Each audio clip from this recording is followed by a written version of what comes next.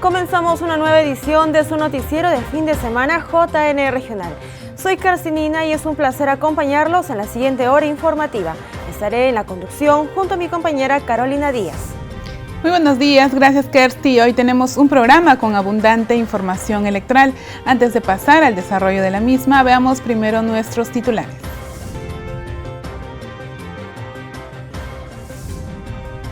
Organismos electorales peruanos realizan labor de observación electoral en comicios legislativos de Colombia. Jurado Nacional de Elecciones condecora a exintegrantes del Tribunal de Honor como defensoras de la democracia. Conozca a las mujeres que formaron parte del pleno del JNE. Además, el crecimiento del aprendizaje del idioma chino mandarín en el Perú.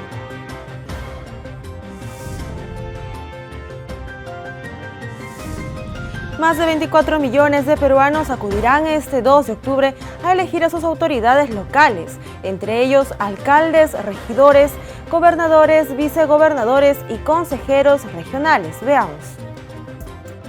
Con la aprobación del padrón electoral definitivo que servirá de base para las elecciones regionales y municipales de este año, conocemos ya la cantidad de electores que participarán de dichos comicios, un total de 24.760.062 ciudadanos, aptos para elegir a sus autoridades en las próximas elecciones regionales y municipales 2022. Entre ellos figuran 153 ciudadanos extranjeros que tienen residencia en el país por más de 2 años y fueron inscritos en el padrón electoral municipal. La mayor cantidad de población está en Lima, con 8.365.477 electores, seguido de La Libertad con 1.461.459 ciudadanos habilitados, y muy cerca Piura con 1.432.214.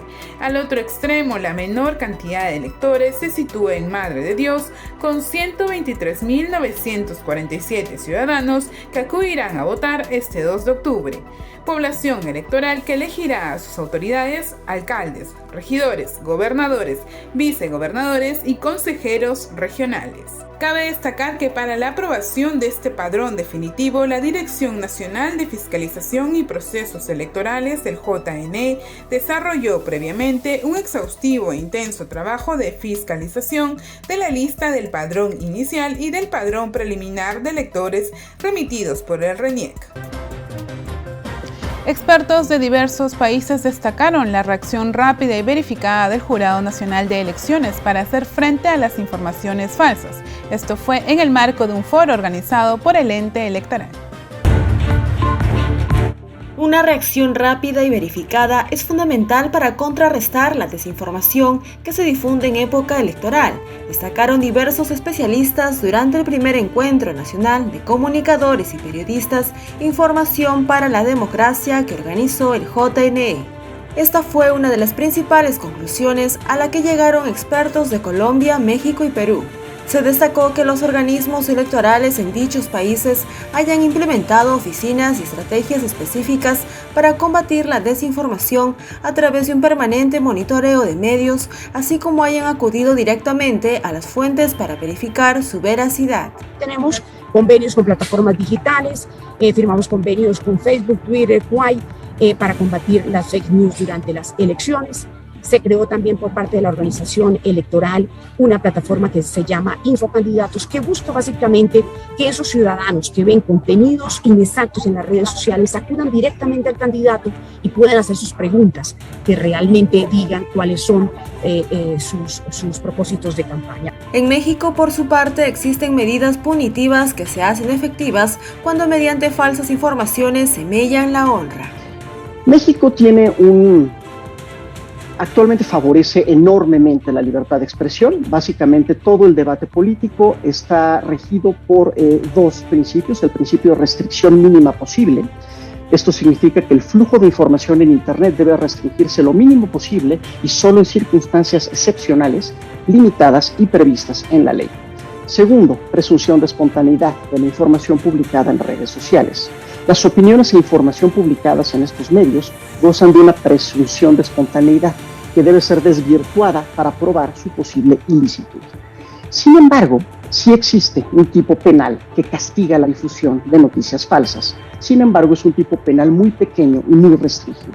También se consideró importante educar a la sociedad para no compartir en redes sociales nada que antes no haya sido previamente verificado. La gente que ha quedado está trabajando ya en proyectos y planes y programas para enseñarle a la gente a reconocer los fake news, la desinformación, y también, tengo entendido, se está entrenando y apoyando a los periodistas de provincia, quienes tienen que, además, en un país tan distinto como el nuestro, no solamente luchar por la verdad en español, sino también en los otros idiomas que tiene nuestro país al interior. También se consideró importante educar a la sociedad para no compartir en redes sociales nada que antes no haya sido previamente verificado. Se consideró que esta labor no solo se realice en el ámbito urbano, sino que se expanda también a zonas rurales o alejadas, donde también existe mucha población votante que no habla español. Todo ciudadano peruano en cualquier ciudad o lugar donde se encuentre el territorio nacional tiene derecho a escuchar y a saber este contenido verificado que normalmente solamente circula en Lima o en contextos urbanos que tienen acceso a Internet. Entonces el trabajo era traducir estos contenidos en audios, en estos idiomas, para que puedan ser emitidos en radios que llegaran a la mayor cantidad de gente, a las mayores distancias posibles. Esta semana se celebró el Día Internacional de la Mujer. En ese contexto, conozcan la siguiente nota las 5 magistradas miembros del Pleno del Jurado Nacional de Elecciones que contribuyeron a la justicia electoral en el país. La miembro del Pleno del Jurado Nacional de Elecciones, Marta Maish Molina, destacó la labor de las mujeres en la política durante la ceremonia de entrega de medalla al mérito cívico en la distinción de grado de defensora de la democracia, aseverando que las 3 exintegrantes del Tribunal de Honor para las elecciones generales 2021 son un claro ejemplo a seguir. La actuación del Tribunal de Honor, precisamente de las 3 homenajeadas del día de hoy, ha sido realmente un ejemplo que debe servir para a todas y todas las mujeres que de alguna manera, en algún momento quieran involucrarse en la vida política. Esas 3 mujeres representan eso, ¿no? El valor democrático, la vocación de servicio y la honestidad y una serie de valores que deberían ser transmitidos y asimilados por todos los que quieren ingresar, y sobre todo mujeres, que es lo que nos está preocupando ahora, la mayor participación de las mujeres, ¿no? Creo que es un claro ejemplo ellas son un claro ejemplo de todo lo que le digo, ¿no? Asimismo, indicó que el Tribunal de Honor contribuyó a colocar en la agenda política y el foro público la necesidad de que los políticos asuman un comportamiento democrático mesurado y un debate de sus propuestas en beneficio de la población. Sin embargo, resaltó que todavía no se incluye del todo la paridad y alternancia en la vida política y eso debería cambiar pronto. Hay que implementar temas como la paridad y alternancia, o sea, ya se han incluido en una norma con rango de ley, pero hay mucho por trabajar. La desigualdad no solamente se da en la vida política, se da en una serie de facetas ¿no? del quehacer humano. O sea, la mujer se ve discriminada no solamente cuando aspira a un cargo de representación nacional, subnacional, sino en todas las facetas de la vida, ¿no? Laboral, ¿no? Y entonces hay que trabajar mucho, hay que seguir luchando. O sea, yo creo que es un trabajo arduo que no se va a hacer de la noche a la mañana, pero estamos en ello, ¿no? Sigamos avanzando y sigamos unidas en ese camino, ¿no? Por la igualdad de género. Cabe resaltar que la medalla al mérito cívico, instituida en el 2006 por el JNE, se otorga a las personas e instituciones que por su conducta, actos u obras destacan en la práctica de los valores democráticos y cívicos electorales. Esta semana el Jurado Nacional de Elecciones condecoró a las ex integrantes del Tribunal de Honor, Susana Vaca, Mariela Noles y Tarsila Rivera, con la distinción de grado Defensoras de la Democracia. Veamos los detalles en la siguiente nota. En el marco de la celebración por el Día de la Mujer, el Jurado Nacional de Elecciones realizó la ceremonia de entrega de medalla al mérito cívico en la distinción de grado de defensoras de la democracia a las ex integrantes del Tribunal de Honor que se instaló para las elecciones generales 2021. En la ceremonia, el presidente del Jurado Nacional de Elecciones, Jorge Luis Salas Arenas, de manera virtual destacó la labor de Susana Vaca, Mariela Noles y Tarsila Rivera. La gratitud eterna del Jurado Nacional de Elecciones y la mía personal por su labor desempeñada con tanta limpieza y tanto valor al frente del Tribunal de Honor, desempeñado con la nobleza que ustedes tienen y con el coraje y la fuerza que ustedes le pusieron, permitió que en los momentos difíciles del proceso electoral su destacable actuar coronara con éxito la misión encomendada. Asimismo, la magistrada Marta Maish Molina felicitó a las presentes por su desempeño y las condecoró posteriormente con las medallas al mérito cívico en nombre del titular del JNE. Mujeres decididas, comprometidas y decentes que hoy nos acompañan, cuya labor al frente del Tribunal de Honor será recordada en los anales de la historia electoral, no sucumbieron a la infamia ligera de acusar sin pruebas ni manchar honras de manera irreflexiva. Es justo afirmar que representan no solo los valores democráticos, sino las características de mujeres empoderadas. Precisamente el camino que buscamos seguir construyendo en las históricas luchas por los derechos de las mujeres.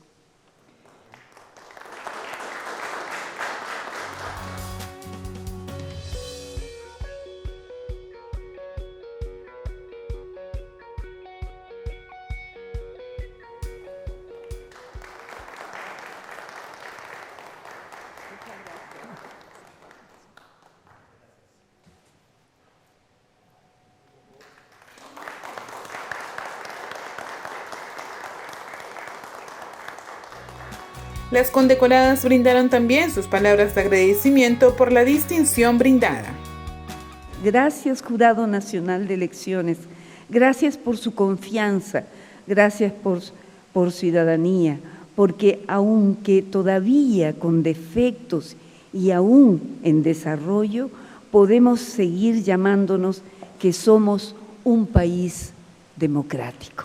Muchísimas gracias al Jurado Nacional de Elecciones por ese trabajo ético y comprometido para que justamente las decisiones de sus ciudadanas y ciudadanos se respeten de acuerdo a las normas que existen en nuestro país y que todos debemos respetar.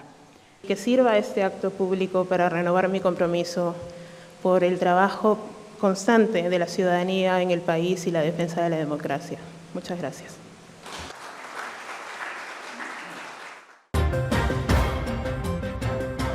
Y ahora en la entrevista aquí en JN Regional vamos a conversar sobre la cuota campesina, nativa y pueblos originarios que se van a aplicar en las elecciones regionales y municipales 2022. Y para eso vamos a conversar con Tania Pariona, quien es representante del Centro de Culturas Indígenas del Perú. Muy buenos días, ¿qué tal, Tania? Muy buenos días, Carolina. Limponcha Ucachu, Hampa, Chainallata, Yapayan, Yactamasin, Chiconapa, Jali. Buenos días, Tania. Coméntanos, por favor, y orienta a la ciudadanía sobre esta cuota indígena que será aplicada también para las elecciones regionales y municipales de octubre. ¿Qué es la cuota campesina, nativa y de pueblos originarios, por favor? Es muy importante tener información sobre la cuota indígena para pueblos originarios que es vigente en nuestro país. En la Constitución Política del Perú, en el artículo 191, establece que bajo ley se fijarán los porcentajes mínimos para garantizar una representación de género, de comunidades campesinas y nativas y pueblos originarios en los consejos regionales y municipales. Hay que partir de ello porque está explícitamente mencionada y mucho más específica se contempla en la ley electoral para gobiernos regionales, en donde se hace precisión de un 15% de representantes de comunidades nativas y pueblos originarios que deben conformar las listas electorales para gobierno regional y local. Ahora bien, si nosotros vamos a hacer una evaluación de su implementación, lo que vamos a encontrar son varios vacíos. Por un lado, en la misma precisión de la ley, es decir, el 15% en las listas electorales, pero por otro lado responden a factores que tienen que ver con la manera como se desempeñan los partidos políticos, tiene que ver con las discriminaciones múltiples que hay hacia los pueblos originarios, especialmente hacia las mujeres y jóvenes, y también tiene que ver con cómo se implementa esta cuota indígena y qué órganos electorales en nuestro país debieran prestarle atención. Correcto, Tania. Entonces, empezamos, sí. Sí, en el 2018, sí, Carolina, dígame. En el 2018 sabemos que se aplicó esta cuota. Por favor, coméntanos cómo se aplicó en este año, si es que se cumplió o se fiscalizó de la forma correcta. El año 2018, así como los anteriores años, lo que encontramos es que la aplicación de la cuota termina siendo solamente un cumplimiento administrativo de parte de los partidos políticos. No se concibe como actores políticos a los sujetos, en este caso a las y los jóvenes, a las mujeres y también a los hombres políticos, candidatos que van a postular para cargos de elección popular. De la experiencia de las campañas políticas en donde han participado jóvenes, que es lo que yo he podido mapear, por ejemplo, en Ayacucho, con un grupo bastante pequeño, pero creo que el mensaje es potente y traen varios puntos de discusión, tienen que ver con estas barreras que obstaculizan el ejercicio de los derechos políticos y, como decía, hay una débil democracia interna al interior de los partidos políticos, porque una vez que los hermanos indígenas y hermanas también son convocadas para participar de las listas electorales, la ubicación que ellos tienen, por supuesto, son muy poco expectantes para lograr ser elegidos. Incluso, pero por otro lado, sí, hay una reincidencia triple, Carolina, para terminar esta idea. Hay una reincidencia entre lo que es la cuota de género, la cuota indígena y la cuota joven en una sola persona. Y como quiera que los partidos políticos, por supuesto, tienen más cuadros masculinos en su mente y mapeados entre comillas, y creen que son los que van a tener mejor aceptación en el medio social o en la región o en la provincia, entonces terminan cometiendo una reincidencia de cuotas en una sola persona, además de ubicar a estas personas en una posición poco probable para ser elegidos, para resultar ser elegidos por parte de la población, que luego hay otros factores que influyen también, por ejemplo, la discriminación múltiple que hay respecto a nuestro origen étnico, las condiciones en las que uno llega a la campaña, etcétera, ¿no? Pero esta reincidencia, que creo que es algo muy serio y que hay que prestarle atención en cuanto se va a supervisar o a dar seguimiento a cómo se implementa la cuota en sí mismo. Claro, y es donde se debe ver en los comicios internos, en este caso, que es donde se ve a los candidatos que van a representar en las elecciones regionales. Como mencionas, la fiscalización, de hecho, del cumplimiento de esta cuota, así como también la paridad y alternancia, como lo has mencionado. Tania, además de ello, en este momento, si nos vamos para el otro lado, el momento de la selección de dichos candidatos, ¿cómo es que ellos se representan a estas comunidades? ¿Cómo es que son elegidos? ¿Hay quizás algún centro en donde puedan ellos postular? ¿Y cómo es ese procedimiento? Por favor, explícanos. Sí, el procedimiento lo que señala es que necesitas una carta de acreditación de tu comunidad de origen, de la comunidad de donde procedes.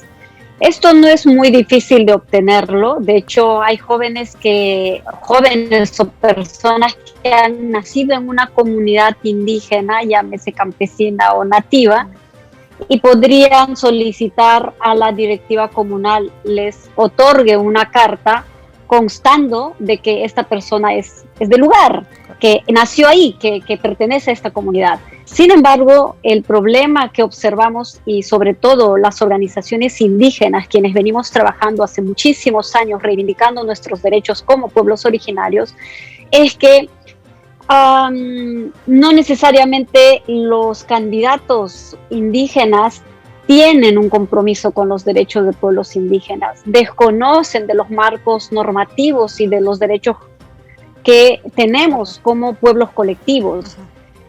Además de una formación política, digamos, que no necesariamente se vincula con las demandas de los pueblos indígenas, las agendas nacionales e incluso globales que hoy por hoy se vienen posicionando en distintos ámbitos.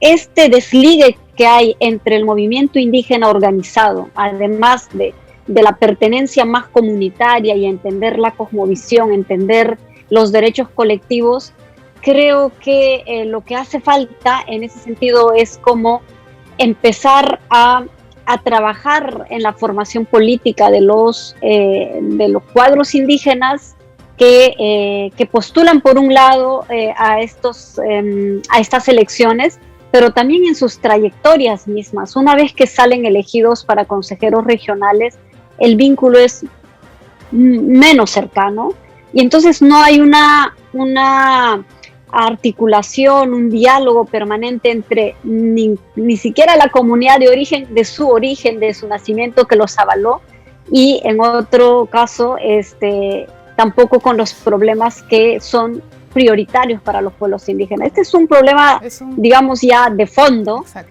Pero en lo que respecta al mecanismo mismo de la participación indígena en los gobiernos regionales, que además sigue siendo minoritario y en caso de mujeres mucho menor, aunque postularon un buen número. Según la data del 2018, postularon un total de 1.916 jóvenes indígenas, por ejemplo, para los cargos de gobierno regional y local, de los cuales 982 jóvenes lo hicieron para ocupar cargos de representación regional y 934 jóvenes para cargos de nivel provincial. De todo ello, solo 23 jóvenes resultaron electos como autoridades. Correcto. 19 para el cargo de regidor provincial y consejero regional. Una cifra, Tania, que esperemos pueda superar también en estas elecciones regionales y municipales que vienen para este año. Nosotros no tenemos mucho tiempo para poder seguir conversando, pero de hecho vamos a estar vigilantes a que esta cuota pueda cumplirse para estas elecciones internas y próximamente las elecciones en octubre. Tania, muchas gracias por la entrevista. Sí, gracias, Carolina. Yo creo que hay una propuesta que nosotros presentamos en el Parlamento para darle un mejor sentido a la cuota indígena, y lo trabajamos con el Jurado Nacional de Elecciones y las organizaciones indígenas desde el Congreso en el periodo del 2016 al 2019, y lo que planteaba es que pueda aplicarse una cifra repartidora diferenciada para asegurar que ese gran número de jóvenes y mujeres indígenas que postulan salgan realmente elegidos. Exacto. Para que puedan tener una voz, una presencia en estos órganos de decisión, en estos espacios de poder también local, regional, pero esta no fue ni debatida con amplitud, más bien se archivó. Yo pediría que algunos de los parlamentarios que hoy tienen la posibilidad de plantearlo puedan retomar este tema, porque estamos a puertas de un proceso de elección municipal y regional, pero no es la única. Vamos a tener en adelante otras, y lo mejor que queremos es que esta acción afirmativa pueda realmente equiparar las condiciones de igualdad y de representación política para la diversidad cultural, y en este caso para los pueblos indígenas. Correcto, Tania, muchas gracias, y de hecho esperemos que sea así. Nosotros nos vamos a una breve pausa y volvemos con más aquí en JN Regional.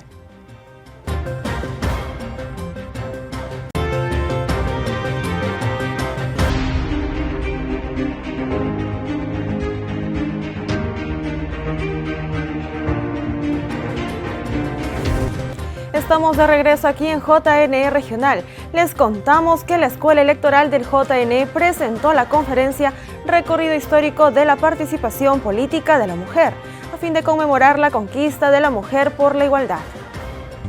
Con motivo de conmemorar el Día Internacional de la Mujer, el JNE ofreció la conferencia Recorrido Histórico de la Participación Política de la Mujer, en la que destacó el proceso de lucha y conquista de sus derechos políticos, además de reconocer a aquellas ilustres mujeres que participaron activamente en esta causa y los logros que se ha alcanzado a través del tiempo. El Jurado Nacional de Elecciones ratifica en un día como hoy su compromiso institucional por seguir fortaleciendo los derechos políticos de las mujeres en nuestro país. Y además vamos a escuchar una presentación en este contexto sumamente importante, porque creo que no debemos dejar, ¿no?, de reconocer todo el esfuerzo, la conquista realizada por nuestras antecesoras. La conferencia virtual fue organizada por la Escuela Electoral del JNE y contó con la exposición del historiador Miguel Seminario, quien dio una mirada retrospectiva a la conmemoración del 8 de marzo para centrarse luego en el contexto peruano. Que ellas han sido las únicas protagonistas de esta lucha, que generaron todas las protestas, escritos, la difusión a través de la literatura, entrevistas, marchas y todos los mecanismos que tuvieron o que consideraron que deberían utilizar para alcanzar esa situación de igualdad. Uno de los aspectos destacados en estos últimos años es la reforma electoral para la participación efectiva de las mujeres en el ámbito político y que se dio gradualmente a partir del año 1997. A partir de ese año han habido varias reformas que han permitido que, por ejemplo, en este último congreso tengamos 49 mujeres congresistas representándonos, una cifra histórica sin duda. Puertas para atender de manera presencial en el Museo Electoral y de la Democracia del Jurado Nacional de Elecciones, se acerquen a las 3 salas de exposición y mentalmente hagan un recorrido por estas páginas de la democracia donde las mujeres son las protagonistas. Y a continuación, en la siguiente nota, entérese si los extranjeros residentes en el país cuentan con el derecho de sufragio para las próximas elecciones municipales del 2 de octubre. Con un proceso electoral próximo, es muy frecuente la duda sobre si los extranjeros residentes en el país pueden votar en las próximas elecciones regionales y municipales y así elegir a sus autoridades. Con la reciente publicación del JNE del padrón definitivo de electores que participarán en los comicios, se desprende el dato que 153 ciudadanos son los extranjeros residentes en el Perú inscritos en la publicación final. Según el artículo 7 de la Ley de Elecciones Municipales, los extranjeros mayores de 18 años residentes por más de 2 años continuos previos a la elección tienen derecho a elegir y ser elegidos en las elecciones municipales, excepto en las zonas de frontera. Como lo indica la ley, los extranjeros residentes solo participan en las elecciones municipales, es decir, solo podrán elegir alcaldes y regidores del distrito donde viven. Los ciudadanos residentes en el país no están facultados para elegir a los gobernadores, vicegobernadores y consejeros regionales. Asimismo, en caso no ejerzan el derecho de sufragio el día de las elecciones, es necesario precisar que dicha omisión de sufragio no se sanciona con multa electoral, exonerándolos de la misma. Cabe destacar que dicha ley se incentivó con el propósito de promover la participación electoral de los extranjeros residentes en los procesos electorales. En este caso, el más próximo, el 2 de octubre, día en que podrán ser elegidos y elegirán a sus autoridades locales. En la siguiente nota, conozca cuáles son las funciones que cumplirán los entes del sistema electoral en el contexto de las elecciones de autoridades de centros poblados. La doctora Jessica Clavijo, directora nacional de Fiscalización y Procesos Electorales, señaló que el domingo 6 de noviembre de este año se celebrarán las elecciones municipales de centros poblados. Explicó que cada uno de los órganos del sistema electoral cumplirá una función. Va a ser muy importante que estas funciones y la intervención quede claramente delimitada, ¿no? La ley establece que el alcalde provincial es el responsable de la ejecución del proceso. Asimismo, va a conformar un comité electoral, se tiene que conformar un comité electoral que va a estar integrado por 5 ciudadanos de la circunscripción elegidos por un sorteo, y para llevar adelante esta elección deben ceñirse a lo siguiente: deben observar el cronograma y las directivas que va a emitir la Oficina Nacional de Procesos Electorales. Esto es muy importante, la línea de tiempo. Ese cronograma y las directivas que va a emitir la Oficina Nacional de Procesos Electorales, la OMPE, deben tenerla muy presente, y van a poder contar también con la supervisión, ¿no?, y el asesoramiento tanto del Jurado Nacional de Elecciones como del RENIEC en lo que requieran. El RENIEC va a tener también un rol importante, porque el RENIEC es el que va a elaborar y va a actualizar el padrón electoral.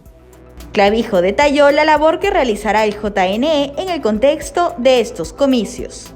La ley de elecciones de municipalidades de centros poblados prevé que hayan garantías electorales, ¿no? Si bien es cierto, el jurado va a desarrollar una labor, digamos, genérica de supervisión, de asesoramiento en aquellas consultas que nos realicen, que nos formulen. En la misma ley de elecciones de autoridades de centros poblados, en el rubro de garantías, se prevé que se debe hacer coordinaciones, por ejemplo, con el auxilio de la fuerza pública, ¿no?, para mantener el orden, que pueden contar con observadores electorales, justamente para dar transparencia a este proceso electoral, pero también prevé que pueden celebrar convenios con el Jurado Nacional de Elecciones para que el día de la elección puedan contar con fiscalizadores.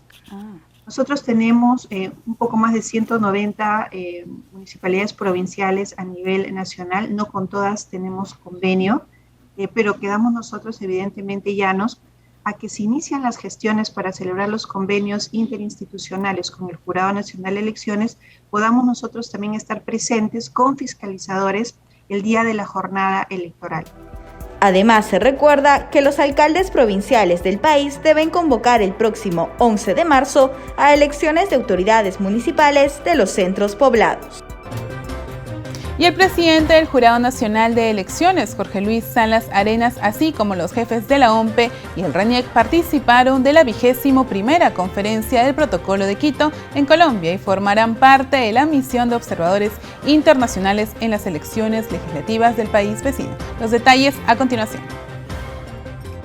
Con la finalidad de trabajar para fortalecer la gestión electoral en la región de América del Sur, el presidente del Jurado Nacional de Elecciones, Jorge Luis Salas Arenas, participa en la 21ª Conferencia Protocolo de Quito que se realiza en la ciudad de Bogotá, Colombia. El titular del JNE integró el panel de discusión sobre experiencias de los comicios en medio de la pandemia y las fake news.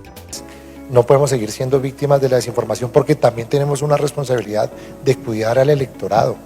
Nosotros salvaguardamos las democracias de nuestros países. Nosotros ponemos a disposición lo que fue o lo que es el nuevo código electoral, los nuevos modelos de votación. Como organismos electorales, acabamos de pasar la peor crisis que han vivido los sistemas electorales con una pandemia que prácticamente nos puso a prueba para que el virus no contagiara la democracia.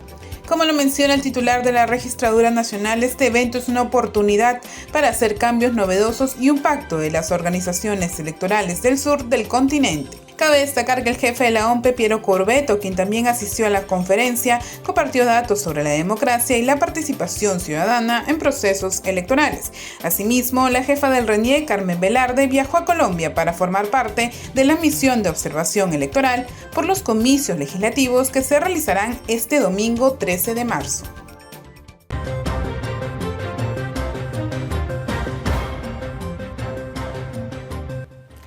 En el contexto del regreso a clases en este mes de marzo, nosotros les vamos a dar a conocer sobre un programa educativo para el bienestar socioemocional de docentes y escolares. Está con nosotros Macarena Rivas, ella es especialista en liderazgo de la educación e inteligencia emocional y fundadora de este programa educativo MAP. Bienvenida, Macarena. Buenos días. Gracias, feliz de estar aquí. Macarena, cuéntanos a nosotros, a nuestros televidentes, ¿en qué consiste este programa educativo? ¿Cuál es la propuesta de metodología que trae? Sí, MAP lo que busca es reducir brechas sociales, educativas y tecnológicas en el país.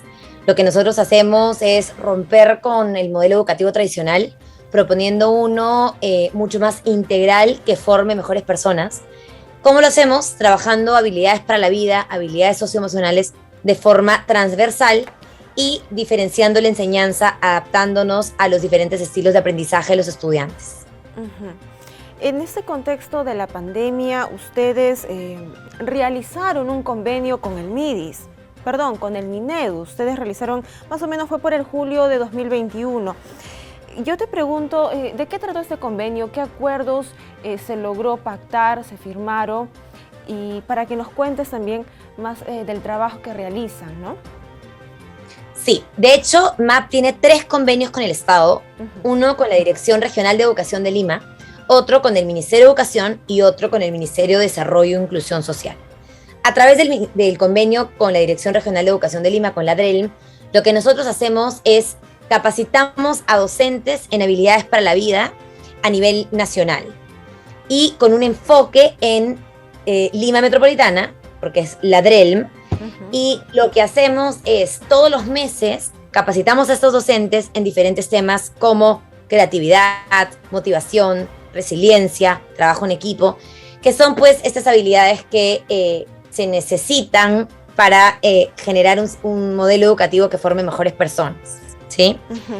A través del convenio con el Ministerio de Educación, lo que hacemos es co-creamos material educativo que tiene difusión en diferentes programas del Ministerio de Educación, como también capacitamos a docentes, como también trabajamos programas de habilidades socioemocionales. Y el tercer convenio, que es con el Ministerio de Desarrollo e Inclusión Social, con el MIDIS, lo que nos permite es visitar comunidades rurales, donde nos quedamos a dormir en los tambos rurales, que son como estas construcciones que representan al Estado en zonas vulnerables rurales. Dormimos ahí, trabajamos con la comunidad, brindamos talleres de empoderamiento a niños, jóvenes y adultos en zonas vulnerables. Dejamos una computadora con una plataforma educativa con más de 200 cursos previamente descargados para que estos luego sean proyectados en estas locaciones que te cuento en zonas rurales. En resumen, de eso se trata nuestros 3 convenios. ¿Qué diferencia ves entre el impacto que produjo el dejar la educación presencial tanto en alumnos de la capital como en provincia, ya que mencionas que también han estado trabajando de cerca con estudiantes, chicos alejados, digamos, donde todavía el internet es complicado, ¿no? Poder emplearse para los estudios virtuales sobre todo. Sí. Mira, a nivel nacional, el Perú ha sido muy golpeado, en la capital también, aunque no lo creas. Hay muchas zonas de extrema pobreza en la capital, donde los chicos no han tenido acceso a una computadora, ¿sí? Donde han tenido que salir a trabajar porque han tenido que elegir o trabajo, ¿no? y llevo comida a mi casa o estudio, y la respuesta es evidente, ¿no? Ahora, ¿qué pasa? En zonas rurales donde no llega la electricidad, ¿sabes? Donde se te apaga la luz, donde no hay internet, donde no hay buena señal, pues esto ha chocado pues terriblemente, ¿no? Los niños han tenido que aprender a través de la radio, ¿no? A través del televisor compartido, o de pronto una familia de 11 personas con un celular. Entonces ese celular ha ido de mano en mano. Claramente los vacíos académicos que esto ha dejado son bastante preocupantes, ¿no? Ahora, ustedes estuvieron en los tambos del MIDIS, como muy bien mencionaste, para llevar este programa el programa educativo a los chicos. Y yo te pregunto, ¿a cuántas provincias pudieron llegar? ¿Cómo fue el recibimiento tanto de los padres de familia como de los mismos niños quienes recibían esta enseñanza por parte de MAP? Sí, mira, nosotros estuvimos en Piura, en Puno, Ayacucho, Huancavelica, Apurímac, Cusco. El recibimiento fue absolutamente conmovedor, alucinante, mágico. Fue distinto, ¿no? Estas comunidades, claro, están acostumbradas a que si por ahí las visitan es para darles un panetón o llevarles algo físico, ¿no? Entonces de pronto decirles, no, yo no vengo con nada físico, yo vengo con educación. Fue como, wow, ¿no? Es como, ¿qué? ¿De qué me estás hablando? ¿No? Entonces sí ha sido un proceso súper enriquecedor, donde los chicos realmente se conectan con las actividades, agradecen muchísimo el espacio, no están acostumbrados para nada a tener espacios de empoderamiento, de reflexión, y mucho menos espacios donde te hablen acerca de empatía, de resiliencia, de trabajo en equipo, ¿no? A veces pensamos que la educación es solamente académica y dejamos de lado todos los otros valores y habilidades importantes que finalmente son tan fundamentales para el desenvolvimiento humano, ¿no? Como las habilidades para la vida, las habilidades socioemocionales. Por otro lado, ¿cómo les fue con el curso de habilidades emocionales que también ustedes brindan a los maestros? Yo entiendo que esto lo elaboraron para la Dirección Regional de Educación de Lima. ¿Con qué estrategias? ¿Cómo llegan a ellos? ¿De qué forma se trabajan con los docentes, no? Sí, mira, nosotros firmamos nuestro primer convenio con el Estado, que de hecho fue con la DRELM, con la Dirección Regional de Educación de Lima, en el 2019, para trabajar habilidades blandas, ¿no? Habilidades socioemocionales. Comenzamos con nuestras capacitaciones y fueron tan exitosas que después nos buscan de la DRELM para nosotros crear formalmente el curso Habilidades para la Vida de la plataforma formal de capacitación docente de la Dirección Regional de Educación. Entonces, tenemos nuestros cursos desde MAP, pero también los cursos desde la plataforma formal de la DRELM, y dentro de nuestra plataforma educativa virtual aprendemap.com también tenemos una sección que se llama Escuela Docente, a través de la cual llegamos a docentes de todo el Perú, ¿no? Costa, Sierra y Selva. Bueno, Macarena, es interesante la propuesta que nos traes con un enfoque más emocional, socioemocional, como lo veníamos presentando en esa entrevista. Son casi 2 años de ausencia en las escuelas. Los chicos han regresado a clases de los colegios privados este mes de marzo. En cuanto a los públicos, lo harán este 28 de marzo. Bueno, yo te pediría que nos extiendas recomendaciones, más que todo para los padres de familia. ¿Qué recomendaciones les brindarías para que el retorno a clases de sus hijos no impacte de manera negativa, tocándolo esto por el lado de su estabilidad emocional? Mira, a mí me gusta hacer como la recomendación de forma integral. Siento que tanto como docentes, como padres de familia, como estudiantes, los 3 grupos tienen que estar preparándose para este retorno. De hecho, a través de este convenio con la DRELM también somos parte de la estrategia presencial del buen retorno escolar, donde estamos visitando a docentes para poder trabajar, empoderarlos para que estén preparados para este retorno escolar, para que tengan esta visión de, oye, es importante trabajar habilidades socioemocionales con los estudiantes. Entonces, lo mismo con los padres de familia. Si los docentes estamos preparados a nivel emocional para recibir a los estudiantes, podemos también preparar a nuestros padres de familia, comunicarnos constantemente con ellos, involucrarlos en ciertas actividades de la escuela para que todos estemos alineados con esta idea de que vamos al colegio no solamente a aprender cosas académicas, sino también para la vida, ¿no? Más emocionales. Entonces, tenemos que estar preparados para eso porque vamos a comenzar a tener aulas absolutamente heterogéneas, donde vamos a tener niños que están completamente en diferentes niveles académicos y emocionales. Entonces, como docentes y como padres de familia, tenemos ahí un arduo trabajo por recorrer, ¿no? Macarena, finalmente, por favor, ¿cómo contactarte a ti? ¿Cómo contactar a MAP Perú, que es la plataforma educativa de la cual eres fundadora? Sí, bueno, a mí me pueden encontrar en Instagram como Macarena Rivas, mi cuenta es pública, podemos seguir conversando, si hay algún docente, quien sea que tenga alguna duda acerca de temas educativos, puede contactarme por ahí. Y luego estamos en redes como MAP Perú y nuestra plataforma educativa virtual con más de 200 cursos 100% gratuitos para niños, adolescentes, padres de familia y docentes, se encuentra como www.aprendemap.com. Ahí pueden navegar todo lo que quieran. Hay un curso del buen retorno, de hecho. Si a alguien le interesa, hay escuela para docentes y escuela para padres. Muy bien, muchísimas gracias. Macarena Rivas es especialista en liderazgo de la educación e inteligencia emocional, es fundadora de Más Perú. Hemos conversado con ella sobre esta plataforma educativa interesante, novedosa. Tras esta entrevista, nosotros vamos a una pausa, ya volvemos.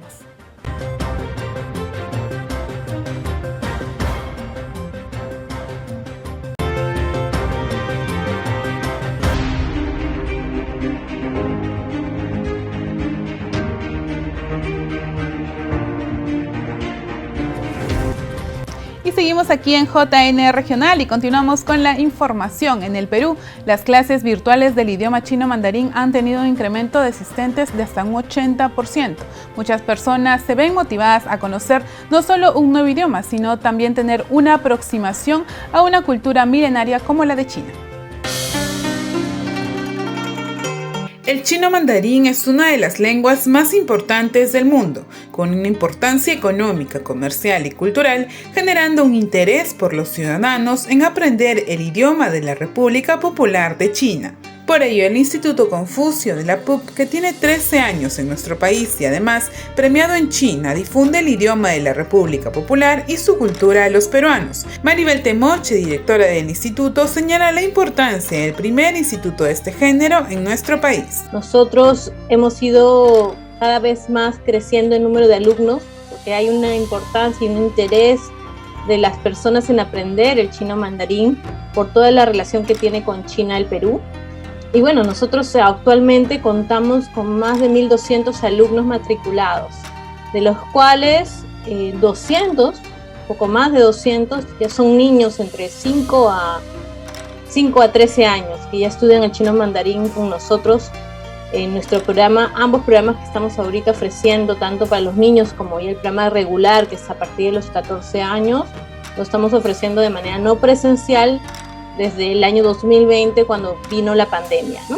En la pandemia, el Instituto Confucio incrementó un 80% del alumnado a raíz de la modalidad virtual. Esta modalidad no presencial permite que se corten distancias, ¿no?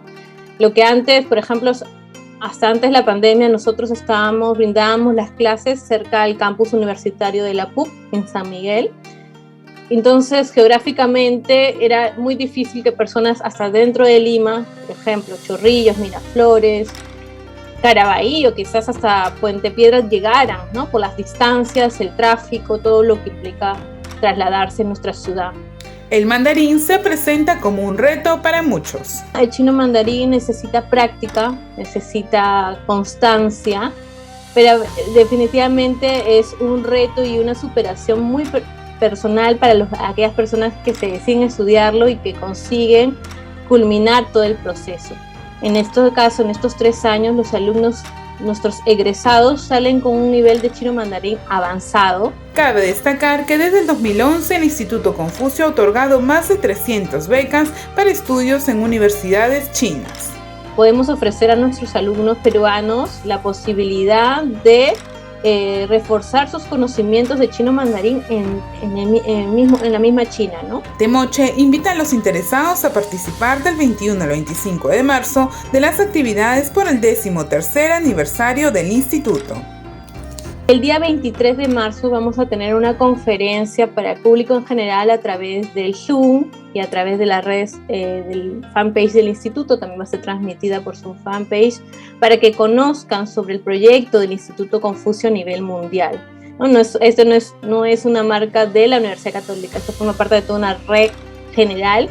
Entonces es muy importante dar a conocer a todo el público de dónde vino este proyecto, cuál es su fin y cómo nosotros formamos parte de él. Entonces los invito a todos a participar en esta conferencia el día 23 de marzo a las 7 p.m. Y también tenemos todo este mes un ciclo de actividades culturales dirigidas al público en general, el cual pueden obtener información también en nuestras redes sociales sobre gastronomía china, por ejemplo, y otras manifestaciones culturales.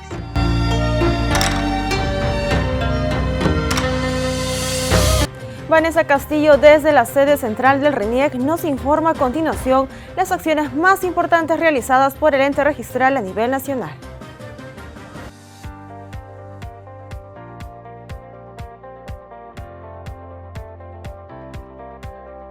Hola amigos, bienvenidos a la central informativa del RENIEC. Estos son los titulares de la semana. Elecciones regionales y municipales 2022. Se aprueba padrón electoral elaborado por el RENIEC. RENIEC al servicio de los más vulnerables. RENIEC cuenta con mayor porcentaje de personal femenino.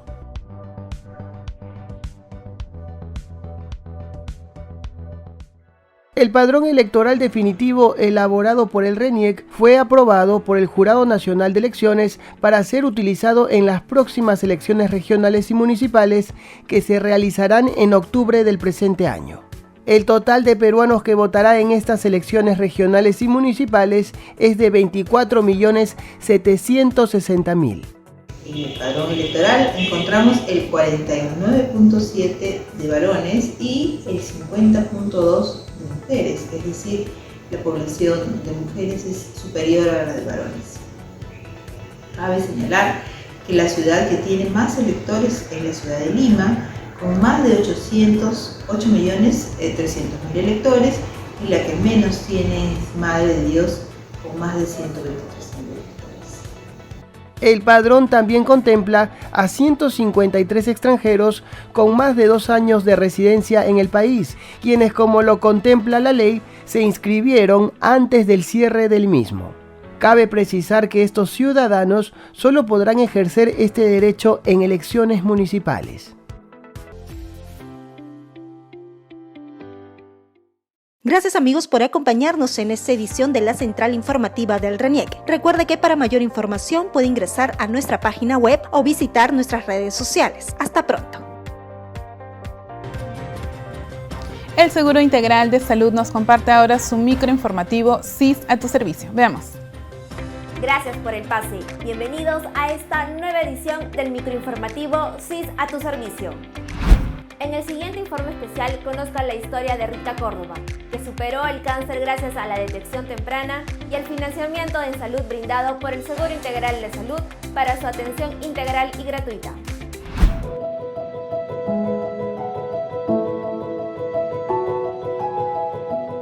El 2014 me detectaron cáncer.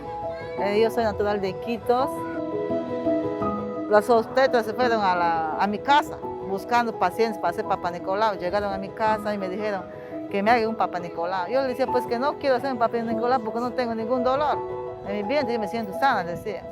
Y ellos me insistían, señorita, que me haga el Papa Nicolau. Me voy para hacer mi Papa Nicolau, sale negativo. Y al palpar a mis senos, ellos ya me detectan. Pues ellos al tocarme adentro, acá en este lado, me lo apretaban, me tocaban y me decían que ellos sentían un bulto ahí. La detección temprana y contar con el Seguro Integral de Salud, SIS, le salvaron la vida a Rita Córdoba Mendoza. Tuve 14 quimios y 20 radioterapias y gracias a Dios estoy con vida. Esa fe inquebrantable la ayudó a tolerar durante 7 años un largo y duro tratamiento contra el cáncer de mama. Tal vez en algún momento pensaste que esta batalla no la ibas a ganar. Humanamente sí se piensa así. Humanamente yo decía, Señor, no tengo fuerzas. Ayúdame, Señor, le decía. En ese camino, el SIS y el Fondo Intangible Solidario de Salud, FISAL, jugaron un importante rol. Cubrió la operación, las medicinas, el momento que me operaron, los días que estaba ahí, un día entero. Todo, señorita, me apoyó el SIS. Todo, en un momento que necesitaba, todo, hasta ahorita, señorita. Yo voy y vengo, cada vez que me requiere el doctor, voy y vengo de Iquitos. Vengo y voy, ellos me traen, señorita.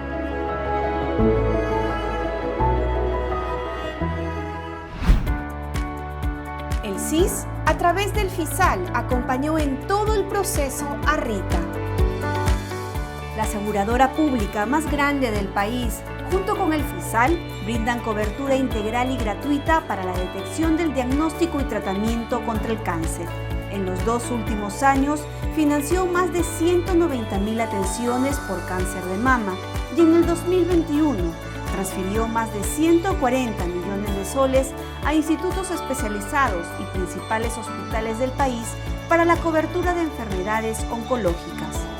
En el 2014 yo escuchaba que costaba plata y como nosotros somos humildes no tenemos medios, pero gracias al apoyo del CIS he podido estar continuo en el tratamiento.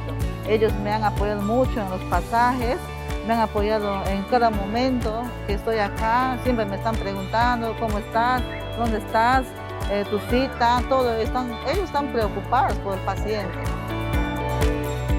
Así como Rita, más de 87.000 asegurados a nivel nacional accedieron el año pasado a tratamientos contra el cáncer, gracias al financiamiento del CIS. Hay que tener solamente esa voluntad, señorita, querer uno sanarse.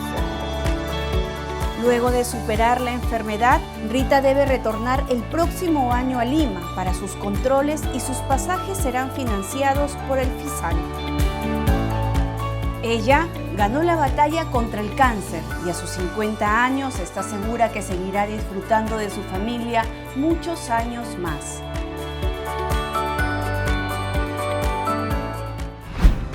Recuerda cumplir con las medidas preventivas para evitar los contagios por la COVID-19. Muchas gracias por tu atención y nos vemos en nuestra próxima edición del microinformativo CIS a tu servicio.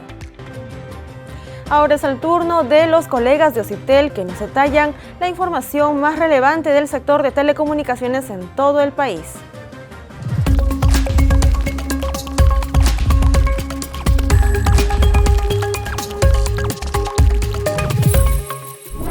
Bienvenidos a otra emisión de Más Conectados con OCIPTEL, el micro noticiero del ente regulador. Y el OCIPTEL se traslada gracias a su oficina móvil a distintos puntos de la capital para orientar y atender las consultas de diversos usuarios de los servicios de telecomunicaciones.